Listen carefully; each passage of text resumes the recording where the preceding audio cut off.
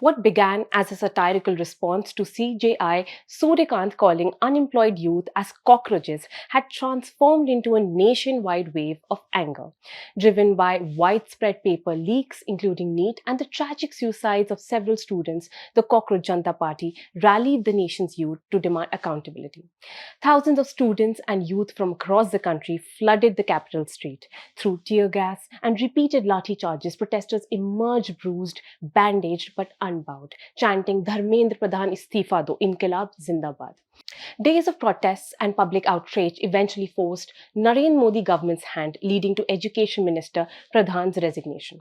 Student and youth-led movements have long served as India's touchstone of public dissent. Yet this was neither the first such agitation nor will it be the last. Half a century earlier, another generation of students poured into the country's streets. The economy was struggling, corruption became endemic, and faith in democratic institutions was fraying. Within months, student protests that began in Gujarat spread across India, drawing Jayaprakash Narayan into what became the historic JP movement. But how did a movement that began with students protesting rising prices and corruption in Gujarat grow into a nationwide agitation that challenged Indira Gandhi, one of India's most powerful prime ministers? And how did Jayaprakash Narayan, a 72-year-old Gandhian who had long withdrawn from active politics, became the face of a movement that would eventually reshape Indian politics? Hi, I'm Manya Gupta and welcome to ThePrint. The late 1960s was a period of intense volatility. India had lost two prime ministers, Jawaharlal Nehru and Lal Bahadur Shastri, in quick succession. As the country mourned, the Congress had little time to grieve. A succession battle unfolded within the party.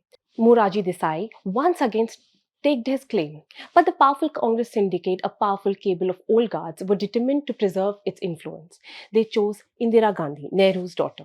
They saw her as young and docile, a marionette who would be easier to control. They were mistaken. Gandhi knew her position was precarious. The syndicate had elevated her to the office and could just as easily remove her. She had to break free. Her answer was socialism. As historian Ramchandra Guha in India After Gandhi wrote that Indira Gandhi sought to mark her own identity by presenting herself as a socialist, which was done on the advice of Pen Haksar.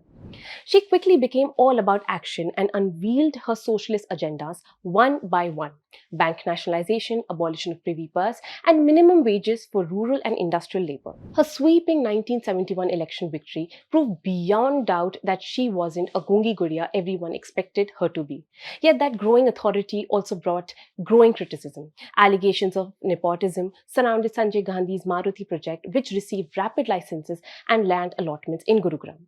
This was followed by 24th and 25th constitutional amendments, which expanded executive power and curtailed property rights and overruled Supreme Court rulings.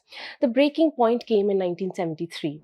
Breaking the long-standing tradition of seniority, Gandhi appointed Justice A.N. Ray as Chief Justice of India, who was fourth in seniority. The open challenge to judicial independence didn't sit well with the nation, and among the most vocal critics was Jayaprakash Narayan.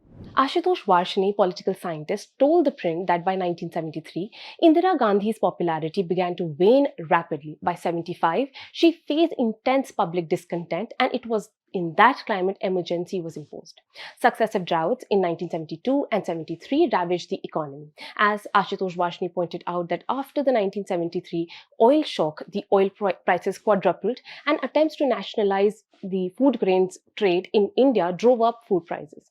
Both these twin shocks fueled widespread public anger. As Bimal Prasad and Sujata Prasad wrote in The Dream of Revolution, nearly 3/4 of the population lacked assured work, and industrial unrest was mounting. Yet the strongest challenge to the government did not emerge from the opposition quarters, but the students from the very birthplace of Mahatma Gandhi. The first sparks were lit in Gujarat, then governed by Congress under Chiman Bhai Patel. Students of the LD College of Engineering in Ahmedabad clashed with the administration and set fire to the college canteen. What began in December 1973 as protest against a hike in hostel mess fees quickly snowballed into statewide agitation. Massive riots engulfed Ahmedabad, Surat, and Rajkot. Students soon broadened their demands to include action against corruption, hoarding, soaring prices, and political misrule. The CRPF, BSF, and eventually the army was deployed. More than 100 people were killed and thousands injured. As a crackdown intensified, the movement spread far beyond the campuses. Workers, traders, professionals, and ordinary citizens joined the youth vanguard, including a young student activist named Narendra Damodar Das Modi. Flash mobs looted banks, vandalized public transport, and burned government offices. With it emerged a full-scale movement for political cleansing, the Nav Nirman movement, a movement for regeneration. Their demands the resignation of Chiman Bhai Patel, whom the angry streets openly dubbed Chimanchor. With the beginning of February, the first rays of hope emerged. On 4 February 1974, Union Law Minister H.R. Gokhale was sent to assess the crisis. But fresh riots erupted and Moraji Desai began a fast on to death. M.G. Devasahayam, the then district magistrate of Chandigarh, told ThePrint that eventually the Gujarat government was dismissed, Chiman Bhai Patel resigned, and President's rule was imposed. In a statement on 16 March 1974, Jayaprakash Narayan congratulated the students of Gujarat. The unrest soon spread beyond Gujarat's frontiers and igniting another Congress-ruled state, Bihar. The state had long been plagued by political instability and frequent defections. Inspired by Gujarat, students across Bihar turned campuses into battlegrounds. Their demands rang contemporary tunes, systematic educational reforms, soaring inflation, unemployment, and the immediate resignation of Chief Minister Abdul Ghaffur. Ideological fault lines divided the movement from the very beginning. Left-led organizations mobilized under the Bihar Chhatra Naujawan Sangharsh Morcha, while the ABVP, the student wing of RSS, and other groups formed Chhatra Sangharsh Samiti. Among its young activists were the future political heavyweights, including Lalu Prasad Yadav, Nitish Kumar, Ravi Shankar Prasad, and Sharad Yadav. On 18th March 1974, the CSS marched to Bihar Assembly in Patna. When police stopped the procession, the protesters set fire to government offices, Food Corporation of India warehouse, and two newspaper offices, Searchlight and Pradeep. Police responded with brutal force and opened fire on the crowd. It proved to be a turning point and gave the movement its leader, which it lacked until then.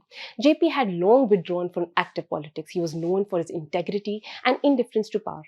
The tragedy deeply shook JP. In a statement issued 2 days later, he wrote, "It is Bihar's very soul that is torn and bleeding today," and urged Ghaffur to resign. At the request of CSS, JP agreed to lead the movement, but there was one condition. It had to remain completely peaceful. A nostalgia of the days of freedom struggle emerged. He called upon the youth to boycott classes for a year, and hunger strikes, midnight campus meetings, and statewide bunds completely transformed the movement. By the end of March, all hell had broken loose. The change was visible even in JP's personal relationship with Indira Gandhi, with his letters shifting from Dear Indu to Dear Indiraji. JP led a silent procession through Patna on 8th April against police brutality. Thousands joined with their lips taped, hands tied behind their backs. Wherever they went, people showered them with rose and marigold petals. Things were escalating rapidly. In May 74, a 20-day railway strike led by socialist leader George Fernandez brought the nation to a halt, forcing the government to once again seek the army's help. Amid the growing unrest, India detonated its first nuclear test, codenamed Smiling Buddha, in Pokhran. It stirred patriotic pride, no doubt, but it did little to divert attention away from Bihar.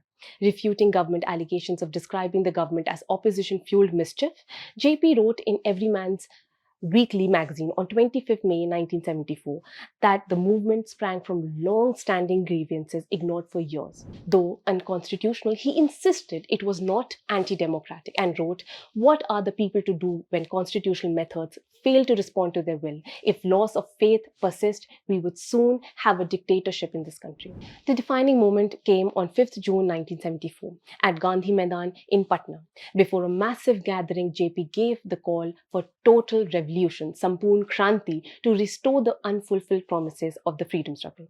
It was then that the young Lalu Prasad Yadav gave title of Loknayak to JP. He carried a bundle of 5 million signatures from across Bihar demanding the assembly's dissolution and handed over to the governor. Within days, he launched a satyagraha. By August, a more militant phase unfolded with no tax campaigns, picketing of liquor shops, and appeals to farmers to withhold state levies. As incidents of violent protests became rampant, JP repeatedly urged the restive crowd to show restraint. On 2nd October, over 50,000 people gathered at Rajghat in Delhi to march through its streets. A delegation led by independence activist JP Kripalani met Indira Gandhi to dismiss the Bihar ministry. The Prime Minister, however, remained unmoved. It was on 1st November 1974 that Indira Gandhi and JP finally met in Delhi. Gandhi offered him a deal. She would dismiss the Bihar ministry, but only if similar demands were not raised elsewhere. JP rejected the compromise outright. 3 days later, Patna resembled a city under siege. Barricades, suspended trains, and aerial patrols over the Ganges. Defying the blockade, thousands crossed Ganga on makeshift banana stump rafts to reach Gandhi Maidan. On 4th November, JP led a massive procession through Patna only to find a wall of armed police in front of the income tax office building. As JP marched forward through the thick clouds of tear gas, the 72-year-old gaunt JP was struck by police lathis. Unmindful of his injuries, JP marched on. Every man on 16 November wrote, JP was, for the first time in free India, a victim of police repression. On 11th November 1974, the battle in Bihar shifted from streets to the parliament. Moving an adjournment motion, Shyam Nandan Misra, who had witnessed the events of 4th November firsthand, delivered a fiery speech. Calling JP a rebirth of Mahatma Gandhi, he said, "It is a tragedy that Mrs. Gandhi, who bears the name of Gandhi, has moved away farthest from Mahatma Gandhi and his principles." He reminded the parliament that calling JP a fascist or a CIA agent would not diminish his moral stature. He is enthroned in the hearts of millions of the people of this country.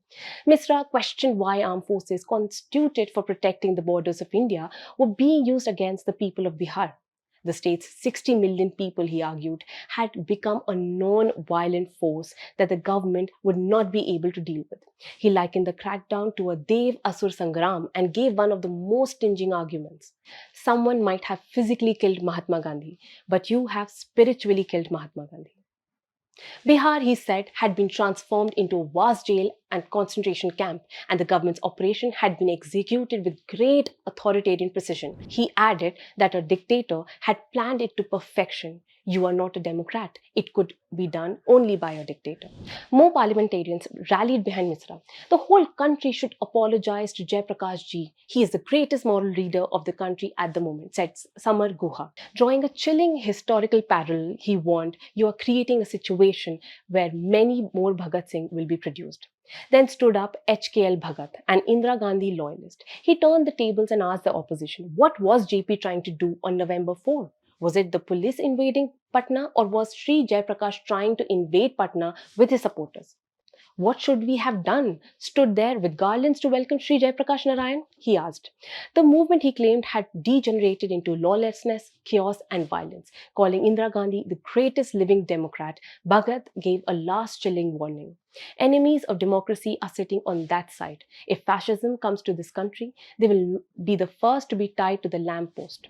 The new year opened with fresh turmoil. In the first week of January 1975, Lalit Narayan Misra, a close aide of Gandhi, was assassinated in Bihar. As Khushwant Singh wrote in the New York Times on 30th March 1975, though the killers were unknown, Gandhi immediately blamed the cult of violence, intimidation, and coercion fostered by JP's movement. The acquisitions did little to weaken JP's resolve. The movement reached the capital on 6th March with JP's People's March to Parliament.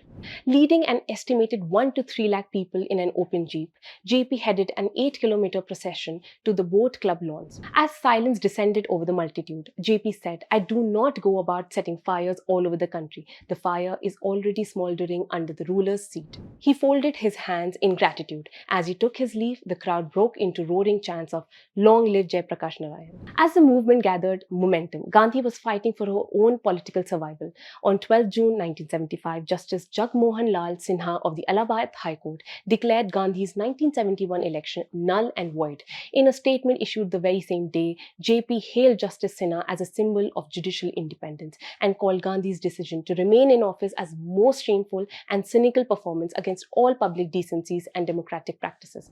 While many Congress leaders advised resignation, Sanjay Gandhi and West Bengal Chief Minister Siddhartha Shankar Ray advised otherwise. A decision was made and executed with remarkable urgency. On the night of 25th of June 1975, President Fakhruddin Ali Ahmad, acting on the Prime Minister's command, proclaimed a national emergency. Overnight, India changed. The press was gagged, civil liberties suspended, and opposition leaders, including JP and Moraji Desai, were arrested. Writing on July 21, 1975, from a hospital room turned into a prison in Chandigarh, JP wrote a letter to Gandhi which said, "Having muzzled the press and every kind of public dissent, you continue with your distortions and untruths. If you think that in this way you will be able to justify yourself in the public eye, you're sorely mistaken." Saying that he is an old man, he concluded with the words of advice. He said, "Please do not destroy the foundations that the fathers of the nation, including your noble father, had laid down. You inherited a great tradition and a working democracy. Do not leave behind a miserable wreck of all that. It would take a long time to put all that together again." Yet, after 21 excruciating months, Gandhi called for fresh elections on January 18, 1977. Within days, the Jan Sangh, Bharatiya Lok Dal, Congress O, and the Socialist Party united under a common banner. On 23rd January, in the presence of Jayaprakash Narayan, the Janta Party was formed and formally launched. A massive Janta wave swept through the nation. Indira Gandhi was ousted and the first non-Congress government took power at the center. The JP movement became a historic watershed movement because the regime chose total repression over reform. Thank you and keep watching The Print.